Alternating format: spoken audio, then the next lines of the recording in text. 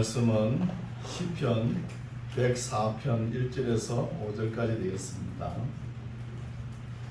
시편 104편 1절에서 5절까지 말씀 제가 공부해 올립니다. 1절 내 영혼아 여호와를 송축하라. 여호와 나의 하나님이여 주는 심히 광대하시며 존귀와 권위를 입으셨나이다.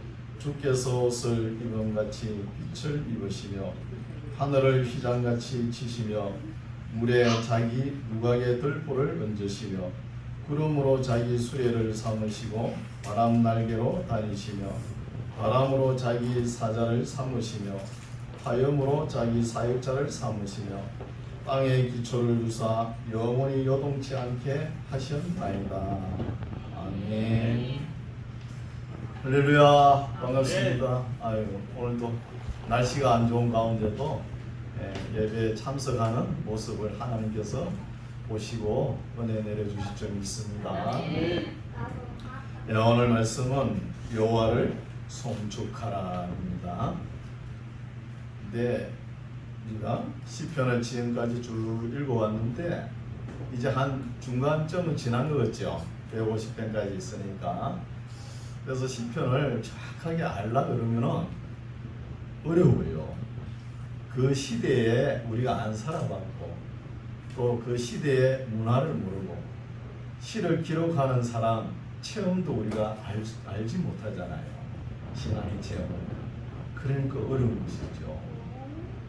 그래서 103편도 보면은 내 영혼아 여호와를 송축하라 이런 말이 나오는 거예요.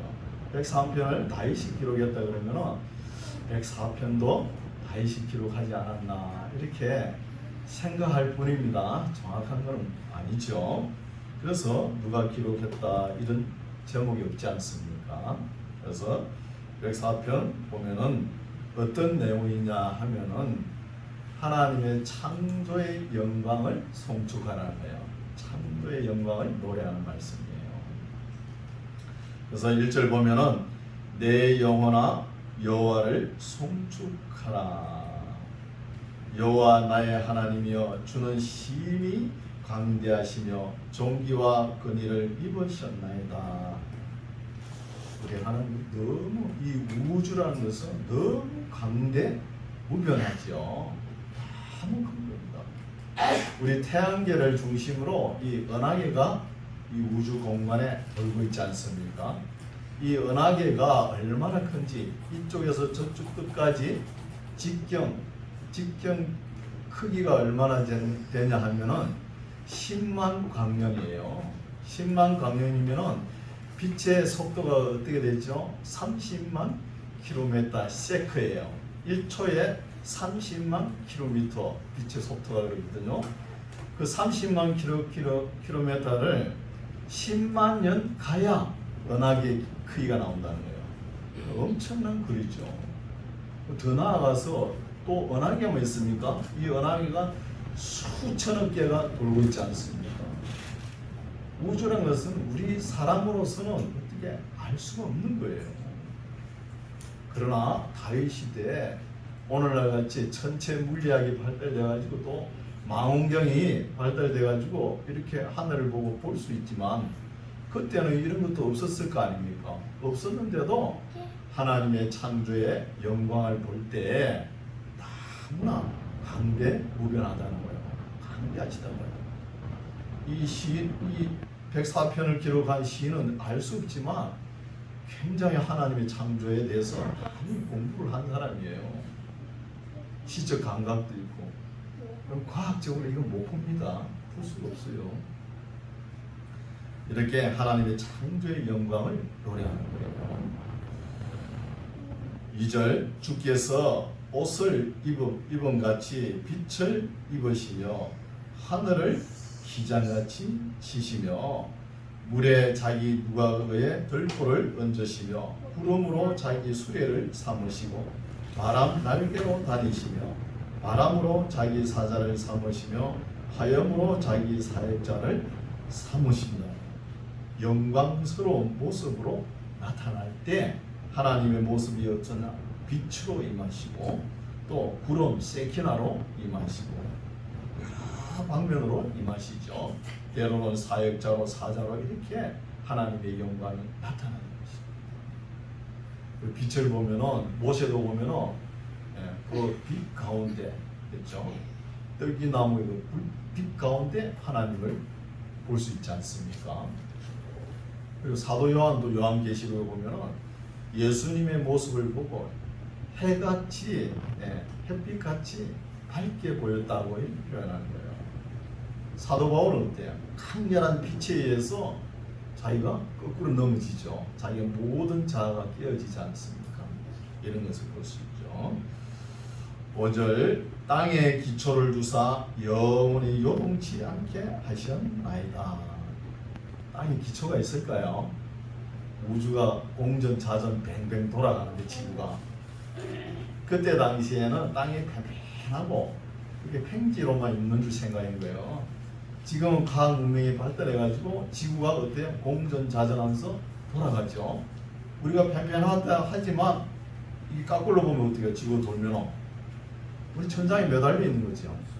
그렇게 되잖아요. 그래서 다윗 시대에 그때 사람들인데 이것을 어떻게 하나님의 창조에 대해서 공부를 하셨는지 이런 거 나타내는 거예요. 땅의 기초를.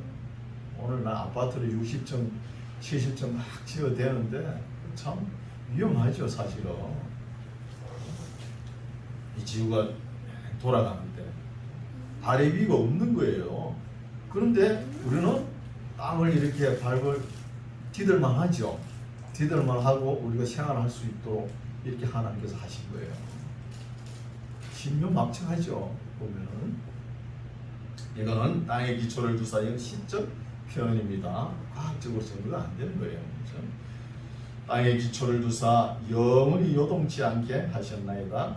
옷으로 덮은 같이 땅을 바다로 덮으시네. 물이 산들 위에 섰더니 주의 견책을 인하여 도망하며 주의 우레 소리를 인하여 빨리 가서 주의 정하신 처소에 이르렀고 산은 오르고 골짜기는 내려갔나이다. 이런 현상이 언제 일어났죠? 노아 홍수 때 땅에서는 융기 침강 하면서 조산 운동이 일어난 거예요. 지구과학적 용어로는 땅이 막 뒤집어지는 거죠. 뒤집어지고 비는 창수같이 쏟아지고 그렇게 됐지 않습니까? 그것을 이야기하는 것이죠.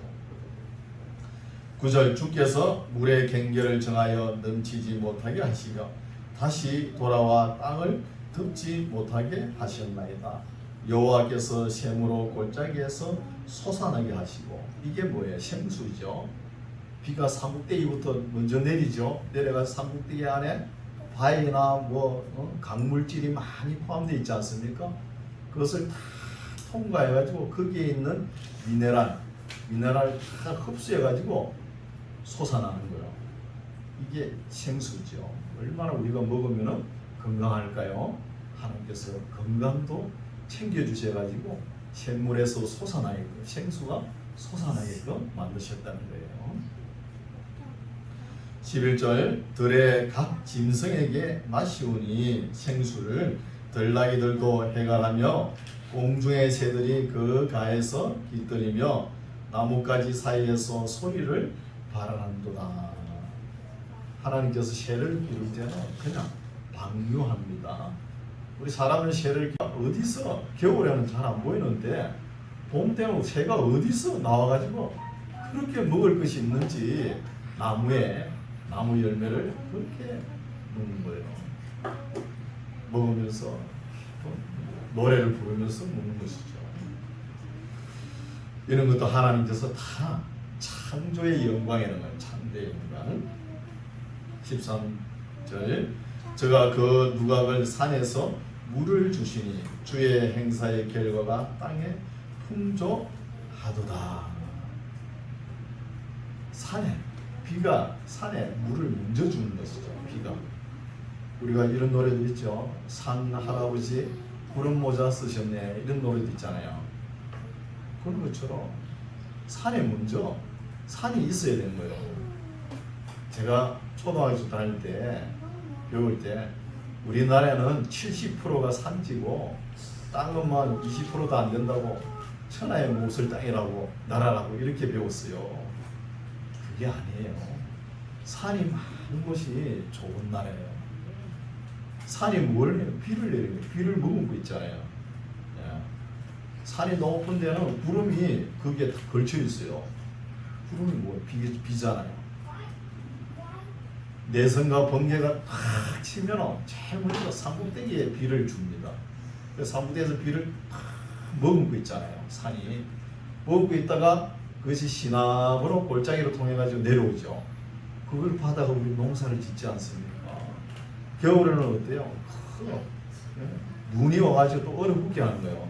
얼어붙고 또 봄이 되면은 그 얼음이 싹 녹지 않습니까? 또 봄 농사를 짓고 이게 하나님의 섭리예요. 하나님의 영광. 그래서 볼 수 있죠.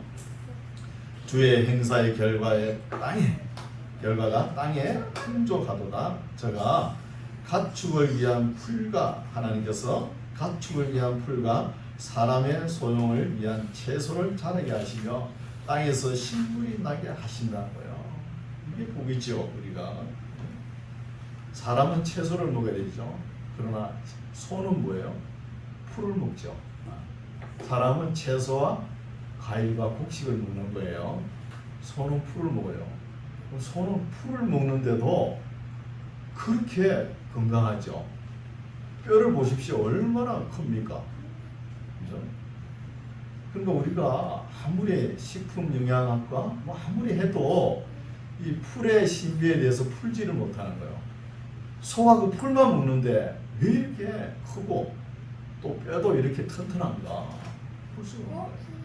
그러니까 우리 사람은 연약하면 소고기를 먹죠. 그거는 1차적 단백질을 걸러낸 거예요. 소가 우리도 채소를 먹어야 되는 거예요. 풀을 바로 먹으면은 우리 소처럼 건강할 거 아닙니까? 몸에 좋다 그래도 소고기에 좋다 그래도 한번 걸른 거예요.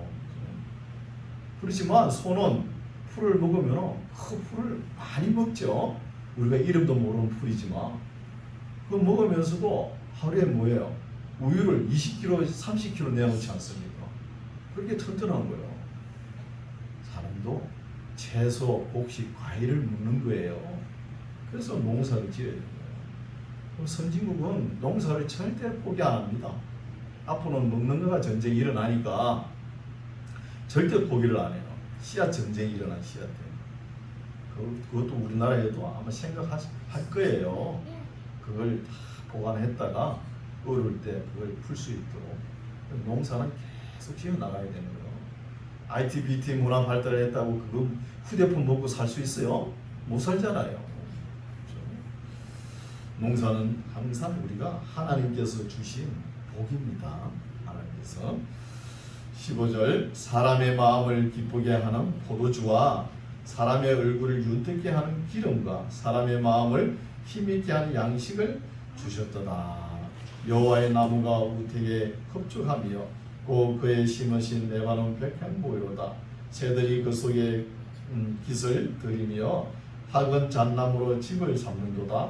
높은 산들은 산양을 위하며 바위는 너구리의 피난처로다. 산에 가면 바위도 있죠. 바위와 바위 사이에 조그마한 구멍이 있잖아요. 그거 왜 나눴을까요? 너구리가 살게끔 그곳에. 그것도 배려한다는 거예요. 하나님께서. 19절 여호와께서 달로 절기를 정하시며 해는 그 지는 것을 알도다. 주께서 흑암을 지어 밤이 되게 하시니 삼림의 모든 짐승이 기어 나오나이다. 젊은 사자가 그 집을 그 잡을 것을 쫓아 부르짖으며 그 식물을 하나님께 구한다는 거야. 구하는 사자가 배가 고프면 어때요? 얼른 그러죠. 왜 그럴까요? 하나님께 기도하는 거예요. 내가 배가 고프니까 뭐 산장이라든지 뭐 지나가게 해주세요. 잡아 먹겠습니다. 지나가게 해주세요 하고 기도하는 거예요. 배가 고프니까. 이런 것도 하나님께서 배려해놨다는 거예요. 22절 해가 돋으며 물러가서 그 구련에 눕고 사람은 나와서 노동하며 저녁까지 수고한다. 사람은 낮에 활동하게끔 만드셨고 짐승들 그렇죠? 밤에는 부엉이 올빼미 밤에 활동하는 야생동물이 있죠. 그건 또 밤에 활동하고 있고 그래서 낮도 중요하지만 밤도 중요하다는 거예요. 밤도. 24절 여호와여 주의 하신 일이 어찌 그리 많은지요. 주께서 지혜로 저희를 다 지으셨으니 주의 부요가 땅에 가득하니이다. 저기 크고 넓은 바다가 있고 그 속에 동물 곧 대소 생물이 무수하나이다. 지금도 가끔 몇번 보면은 바다 물 속에서 이상한 생물이 나와가지고 한 번씩 가끔 뜨죠. 그래서 보면 왜 그럴까요? 왜 아무리 사람이 이 과학이 발달해도 바닷속 깊이에 뭐가 사는지 아직까지 정확하게 탐지를 못한다는 거예요. 어떤 생물이 살고 있는지 그렇다는 것이죠. 생물이 무수하니이다. 선척이 거기 다니며 주의 지으신 악어가 그 속에 노나이다. 이것들이 다 주께서 때를 따라 식물 주시기를 바라나이다. 때를 따라 주니까 이렇게 살아가는 거예요. 오늘날 우리가 서울 거리 한번 보십시오. 대도시 거리에 밤에 한번 봐보세요. 그 휘황찬란한 전기불에 네온 사인에 얼마나 아름답습니까? 그 안에 아파트 들어있죠. 아파트 속에 뭐 있어요? 전기 들어오지, 물 들어오지, 화장실 문제 해결해 주지. 그리고 지하 안에 어때요? 지하 100m는 지하철이 뱅뱅 돌아가잖아요. 이 엄청난 일을 누가 계획하고 누가 하신 거예요? 다 하나님의 설계 아래 있다는 거예요. 하나님의 설계 아래. 우리나라 대통령들이 역대 대통령들이 아무리 정치를 못한다 그래도 이만큼 발달시킨 거 잘한 거예요. 대통령을 비판하지만 너무 잘한 거잖아요. 우리가 내는 세금 얼마나 되는지 한번 세어보세요. 얼마 안 됩니다. 그러면서도 이렇게 잘 살고 우리가 풍요를 누린다는 것은 전적으로 누구에게? 하나님께 감사하네요. 하나님께. 28절 주께서 주신적 저희가 취하며 주께서 손을 펴신적 저희가 좋은 것으로 만족하다가 주께서 낯을 숨기신적 저희가 떨고 주께서 저희 호흡을 취하신적 저희가 죽어 본 흙으로 돌아가나이다. 흙으로 돌아가야 되죠. 주의 영을 보내어 저희를 창조하사 지면을 새롭게 하시나이다. 여호와의 영광이 영원히 계속할지며 여호와는 자기 행사로 인하여 즐거워하실지로다. 농사를 지어도 이게 꼭 상업주의가 들어가지고 또 돈으로 계산하니까 피곤한 거예요. 제가 어릴 때는 좀 그런 게 안 보였어요. 농사를 지으면 품앗이도 해주고 또 필요한 거 도와주고 이렇게 주고받고 했거든요. 어느 날 처음부터 돈으로 계산하는 게 피곤한 거예요. 하나님께서 주신 대지 위에 씨를 뿌리고 싹이 나고 가시가 뽑고 꽃이 피고 열매를 맺은 게 얼마나 신비스럽습니까? 그걸 먹고 사는 거 감사해야 되지. 그것을 주고 팔고 돈으로 계산하니까 피곤한 거죠.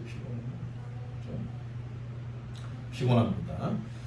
32절 저가 땅을 보신저 땅이 진동하며 산들에 접촉하신저 연기가 바라보다.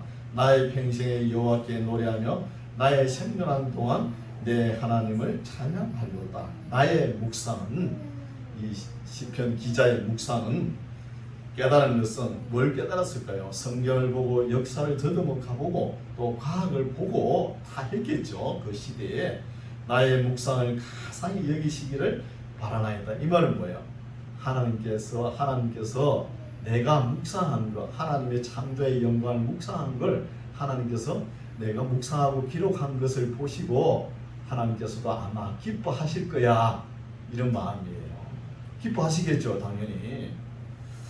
나의 묵상을 가상히 여기시기를 바라나니 나는 여호와를 인하여 즐거워하리로다 하면서 하나님께서도 내가 묵상한 것이 기뻐하시겠지, 이런 마음이 포함되어 있는 것이죠. 35절 죄인을 땅에서 소멸하시며 악인을 다시 잊지 못하게 하실지로다. 내 영혼아 여호와를 송축하라. 할렐루야 하면서 104편을 마칩니다. 104편은 하나님의 영광을 송축하는 것이죠. 영광을 노래하고 찬양하는 거예요. 이런 말씀이고, 이제 105편은 하나님의 승리를 노래하는 것, 승리의 영광을 그리고 이게 뭐예요? 하나님께 섭리하신 뭐예요? 역사입니다. 역사고 은혜예요. 은혜. 역사 속에 은혜가 넘치죠. 역사 속에. 그래서 하나님의 경륜의 말씀이에요. 하나님의 경륜의 말씀. 요거편 1절 여호와께 감사하며 그 이름을 불러 아뢰며 그 행사를 만민 중에 알게 할지어다. 무엇을? 하나님의 섭리를 만민 중에 알게 할지어다. 그에게 노래하며 그를 찬양하며 그의 모든 기사를 말할지어다. 하나님의 모든 기사를 그 성호를 자랑하라. 무릇 여호와를 구하는 자는 마음이 즐거울지로다. 여호와와 그 능력을 구할지어다. 그 얼굴을 항상 구할지어다. 그 종 아브라함의 후손 곧 택하신 야곱의 자손 너희는 그의 택하신 기사와 그 이적과 그 입의 판단을 기억할지어다. 그는 여호와 우리 하나님이시라. 그의 판단이 온 땅에 있도다. 그는 그 언약 곧 천대에 명하신 말씀을 영원히 기억하셨으니 이것은 아브라함에게 하신 언약이며 이삭에게 하신 맹세며 야곱에게 세우신 율례 곧 이스라엘에게 하신 영영한 언약이라는 거예요.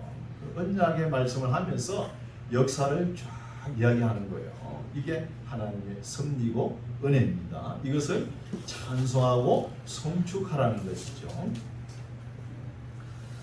10절 야곱에 세우신 율례 곧 이스라엘에게 하신 영원한 언약이다. 이르시기를 어떤 게 있느냐 언약이 이르시기를 내가 가나안 땅을 너에게 주어 누구에게? 아브라함에게 주기로 약속했죠. 너희 기업이 지경이 되게 하리라 하셨다는 거예요. 그런데 12절 때에 약속했지만 이스라엘 백성들이 너무 소수고 또 가나안 땅을 점령할 능력이 되지 않는 거예요. 가나안 땅을 관리할 능력이 안 되니까 일단은 애굽 땅에서 힘을 길러내는 거예요. 그 이야기를 합니다. 12절 때에 저희 인수가 이스라엘 나라의 인수가 적어 매우 영성하며 그 땅에 객이 되게 했다는 거. 그 땅이 뭐죠? 애굽 땅이거든요. 애굽 땅에 객이 되어 가지고 팔뚝에 힘을 좀 길러 가지고 가나안 땅의 정복에 들어가지 않습니까? 이게 분명 역사에 기록되어 있지 않습니까? 애굽 땅에서 힘을 길러 그 땅에 객이 되어서 이 족속에게서 저 족속에게로 이 나라에서 다른 민족에게로 유리하였죠. 또 야곱의 일생을 보면은 또 따라다녔잖아요. 그렇죠?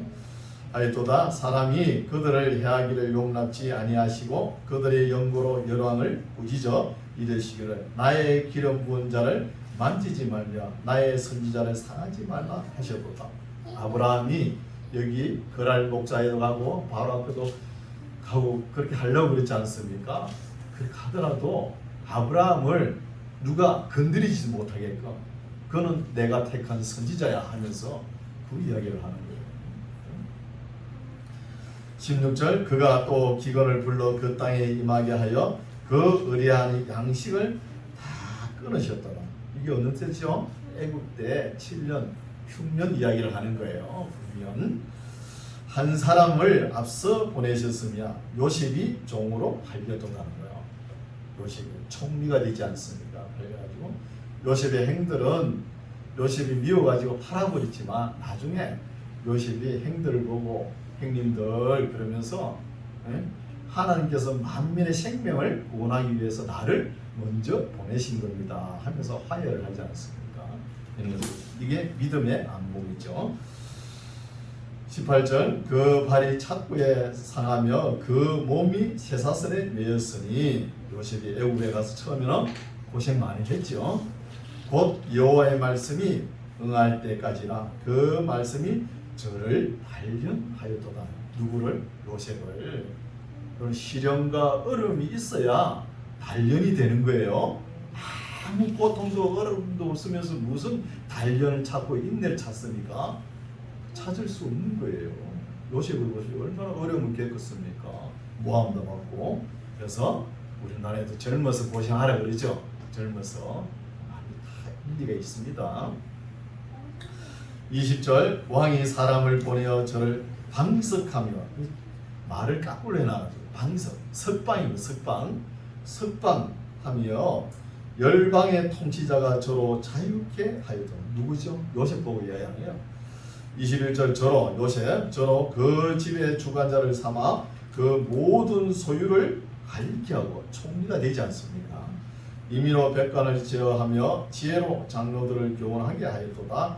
이에 이스라엘이 애굽에 들어가며 야곱이 함 땅에서 객이 되었다는 거야. 함 땅이 미츠라임 애굽 땅을 이야기했죠. 애굽 땅에 객이 되었도다.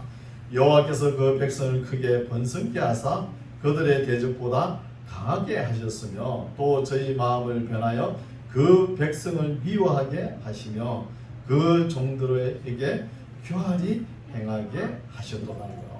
모세가 애굽 땅에 가서 기사와 이적과 표적을 행하니까 바로 왕이 모세를 싫어하죠. 하니까 바로 왕이 화가 나가지고 이제부터는 벽돌을 구울 때 짚을 안 준다. 짚을 안 주고 벽돌을 구워라. 그러면서 이를 헛되게 시키는 거예요. 헛되게 시켜야 이스라엘 백성들이 애굽을 떠나는 거예요. 여러분, 애굽을 떠나는 것도 하나님의 은혜입니다. 하나님의 은혜를 갖다가 맨날 하얀 보자기에 싸가지고 보낸 줄 아세요? 아닙니다. 때로는 검은 보자기에 싸서 보내는 거예요. 우리가 볼 적에는 어렵고 힘들고 때로는 기쁘다고 이렇게 생각하지 모르지만 모든 것이 하나님의 입장에서는 합력하여 선을 이룬다는 거예요. 선을 이루니까 우리는 모든 매사에 감사해야 될 줄 믿습니다. 감사하시기 바랍니다. 26절 또 그 종 모세와 그 택하신 아론을 보내시니 저희가 그 백성 중에 여호와의 표징을 보이고 함 땅에서 기사를 행하였도다. 여호와께서 흑암을 보내사 어둡게 하시니 그 말씀을 어기지 아니하였도다. 저희 물을 변하여 피가 되게 하사 저희 물고기를 죽이셨도다. 그 땅에 개구리가 번성하여 왕의 궁실에도 있었도다. 여호와께서 말씀하신즉 하리 때가 오며 저희 사경에 이가 생겼도다. 비 대신 무박을 내리시며 저희 땅에 화염을 내리셨도다. 저희 포도나무와 무화과 나무를 치시며 저희 사경에 나무를 찍으셨도다. 여호와께서 말씀하신즉 황충과 무수한 메뚜기가 이르러 저희 땅의 모든 채소를 먹으며 그 밭의 열매를 먹었도다.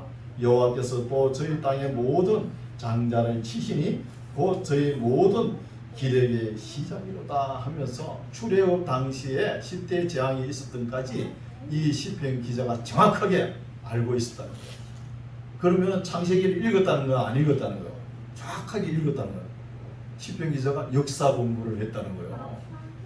여러분 역사서를 모르면 시편이 안 보입니다. 예언서가 안 보여요.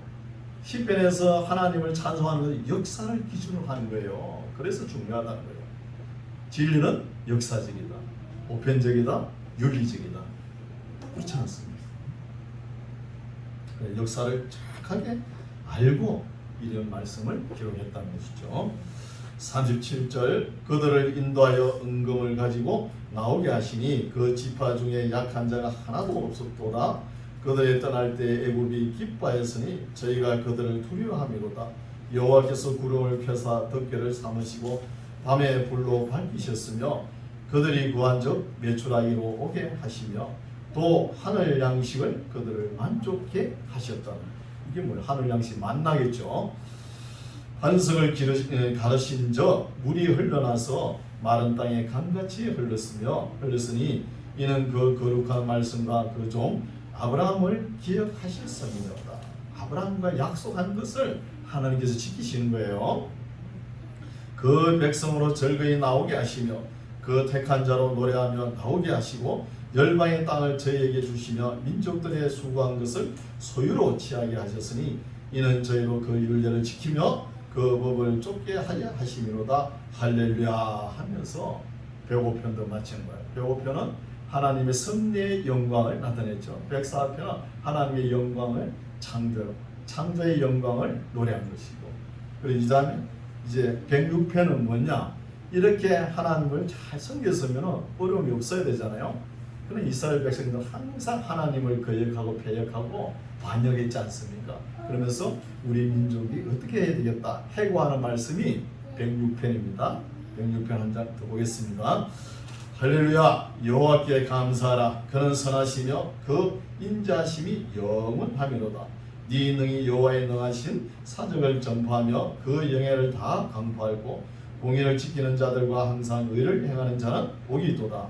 여호와여 주의 백성에게 베푸시는 은혜로 나를 기억하시며 주의 구원으로 나를 근구하사 나로 주의 택하신 자의 행통함을 보고 주의 나라의 기쁨으로 즐거워하게 하시며 주의 기업과 함께 자랑하게 하소서. 우리가 열주와 함께 범죄하여 사특을 행하며 악을 지었나이다. 악을 지은 것은 회개하는 것이죠. 우리 열조가 애굽에서 주의 기사를 깨닫지 못하며 주의 많은 인자를 기억지 아니하고 바다 곧 홍해에서 거역한 홍해 들어서자마자 또 불평했죠. 거역한 것. 그러나 여호와께서 자기 이름을 위하여 저희를 구원하셨으니 그 큰 권능을 알게 하려 하심이로다. 이에 홍해를 꾸짖으시니 곧 마름에 저희를 인도하여 바다 지나기를 광야 지난 같게 하사 저희를 그 미워하는 자의 손에서 구원하시며 그 원수의 손에서 구속하셨고 저희 대적은 물이 덮음에 하나도 남지 아니하였도다. 물속에서 수상시켜버렸잖아요. 이에 저희가 그 말씀을 믿고 찬송을 불러줬다. 하나님께서 홍해 바다를 가르기 전에는 불평과 원명을 할 때 홍해가를 가르니까 또 하나님을 찬송하고 사람이 이렇습니다. 하나님을 찬송하죠. 불러도다. 저희가 미구에 얼마 되지 않았어. 그런 일이 있고 난 뒤에 미구에 얼마 되지 않아 그 행사를 잊어버리며 그 가르침을 기다리지 아니하고 광야에서 욕심을 크게 바라며 사막에서 하나님을 시험하여도다. 여호와께서 저희의 요구한 것을 주셨을지라도 그 영혼을 파리하게 하셨다는 거. 하도 만나를 주면서 만족해야 되는데 그거 부족하다. 우리도 애국에 부뚜막이 그립습니다 하면 고기 삶던 부뚜막이 그립다 하면서 우리에게도 고기를 주시옵소서 하니까 하나님께서 보채면 주십니다. 죽어도 하나님 기분 나쁘다는 거야. 메추라기 주면서 뭐 이스라엘 백성 입에 여가 씹히기 전에 하나님께서 진노를 내리시죠. 진노를. 그렇죠? 그런 말씀이죠. 그 영혼을 파리하게 하셨도다. 저희가 지내서 모세와 여호와의 성고 아론을 질투하며 땅이 갈려져 다단을 삼키며 아브라함의 땅을 덮으시며 불이 그 땅 중에 붙으며 화염이 악인을 살랐도다 하면서 이거는 고라와 다단 아비람 모세의 건의에 도전하면서 이런 엄청난 250명이 땅이 입을 벌려가 삼키는 사건이 있었죠. 그걸 이야기하는 거예요. 20절 자기 영광을 풀먹는 소의 행사. 19절 저희가 호렙에서 시내산에서 송아지를 만들고 구워 만든 우상을 숭배하여 자기 영광을 풀먹는 소의 행상으로 바뀌었도다. 그 시내산에서 십계명을 받아내리고 이전에 그 당시 못 참아가지고 아론하고 소의 행상 금송아지를 만들어가지고 섬겼던 사건을 이야기하죠. 21절 애굽에서 큰 일을 행하신 그 구원자 하나님을 저희가 잊었나니 그는 한 땅에서 기사와 홍해에서 놀랄 일을 행하신 자로다. 그러므로 여호와께서 저희를 멸하리라 하셨으나 그 택하신 모세가 그 결렬된 중에서 그 앞에 서서 그 노를 돌이켜 멸하시지 않게 하였도다. 하나님께서도 모세가 엎드리면은 그것도 어떻게 하지 못해가지고 마지못해 이스라엘 백성을 이끌어가죠. 또 나중에 사무엘이 또 엎드리죠. 그러면서 이끌어가는 거예요. 모세 아니면 몇 번 죽어도 마땅했죠. 24절 저희가 낙토를 멸시하며 그 말씀을 믿지 아니하고 제 장막에서 원망하며 여호와의 말씀을 청종치 아니하였도다. 이 말씀은 또 어디냐? 12명의 정탐꾼 보냈죠. 가데스 바네아 그 정탐꾼 사건을 이야기하는 거예요. 26절 이러므로 제가 맹세하시기를 저희로 광야에 엎드지게 하고 또 그 후손을 열방 중에 엎드리며 각지에 흩어지게 하리라 하셨도다. 저희가 또 바알보엘과 연합하여 죽은 자에서 제삼 음식을 먹어서 그 행위로 주를 갱롭게 함을 인하여 재앙이 그 중에 유행하였도다. 때에 비나하스가 일어나 처벌하니 이에 재앙이 그쳤도다는 거예요. 이 사건은 뭐예요? 발람의 계획에 의해서 미인계를 써가지고 그죠? 그 제사장들이 우상에게 절하는데 그 참여하게 해가지고 이런 엄청난 일을 벌이지 않습니까? 그래서 그때 비나스가 일어나가지고 싹 척결하죠. 비나스의 열심, 비나스의 질투심이라고 합니다. 31절 이 일을 저에게 의로 정하였으니 대대로 무궁하리로다. 저희가 또 무리바의 물에서 여호와를 노하시게 하였으므로 저희로 인하여 을이 모세에게 미쳤는 제을이 미쳤다는 거야. 하도 이스라엘 백성이 물을 달라고 외치니까 모세가 막 반석을 치려 이 패악한 자여 하면서 반석을 화를 내가 쳤지 않습니까? 그 이야기가 33절 이는 저희가 그 심령을 거역함을 인하여 모세가 그 입술로 망령되이 말하였으므로다. 저희가 여호와의 명을 좇지 아니하여 이족들을 멸하지 아니하고, 요거는 사사시대 이야기죠. 사실 그러니까 역사서를 알아야 이 시편을 이해가 갑니다. 사사시대 열방과 섞여서 그 행위를 배우며 그 우상들을 섬김으로 그것이 저희에게 올무가 되었도다. 다 쫓아내야 되는데 같이 섞여 결혼도 하고 막 이래 됐잖아요. 사사들까지 하라겠죠. 저희가 그 자녀로 사신에게 제사했도다. 무지한 피 곧 저희 자녀의 피를 흘려 가나안 우상에게 제사함으로 그 땅에 피해 들어왔도다. 저희는 그 행위대로 더러워지며 그 행동이 음탕하도다. 그러므로 여호와께서 자기 백성에게 맹렬히 노하시며 자기 기업을 미워하사 저희를 열방의 손에 붙이심에 저희를 미워하는 자들이 저희를 치리하였도다 하면서, 이거는 포로 이전의 이야기를 하는 것이죠. 포로 이전. 42절 저희가 원수들의 압박을 받고 그 수하에 복종케 되었도다. 여호와께서 여러 번 저희를 건지시나 저희가 깨로 거역하며 자기 제약으로 인하여 낮아짐을 당하였도다. 그러나 여호와께서 저희의 부르짖음을 들으실 때에 그 고통을 금고하시며 저희를 위하여 그 언약을 기억하시고 그 많은 인자하심을 따라 뜻을 돌이키사 저희로 사로잡은 모든 자에게서 긍휼히 여김을 받게 하였도다. 요거는 포로 이후 포로 기간 동안 있었던 이야기를 하죠. 포로 기간 동안 있었던 이야기를 썼다 그러면은 다윗의 시가 아니겠죠. 47편 여호와 우리의 하나님이여 우리를 구원하사 열방 중에서 모으시고 우리로 주의 성호를 감사하며 주의 영예를 찬양하게 하소서. 여호와 이스라엘의 하나님을 영원부터 영원까지 찬양할지어다. 모든 백성들아 아멘 찬양할지어다.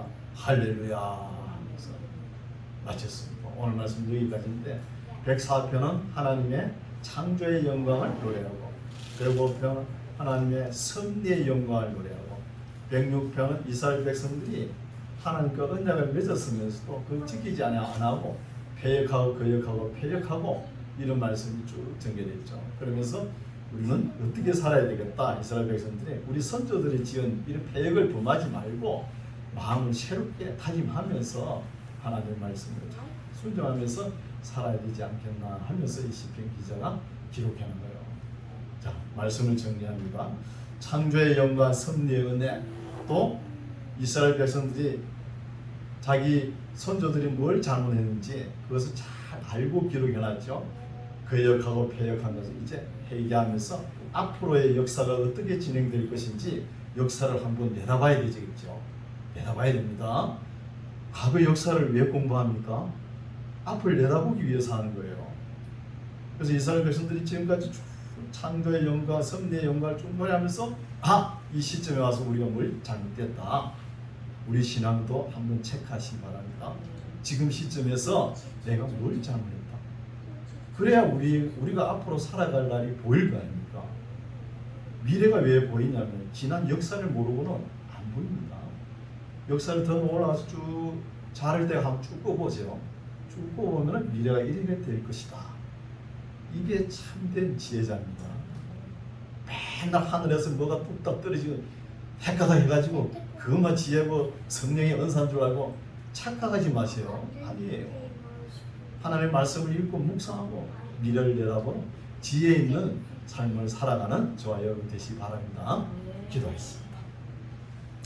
하나님 아버지, 오늘은 하나님의 사람들이 하나님의 창조의 영광을 노래하는 말씀과 또 그 섭리의 역사를 묵상하고 자신들이 얼마나 하나님 앞에 패역했는지를 돌아보는 말씀을 살펴보았습니다.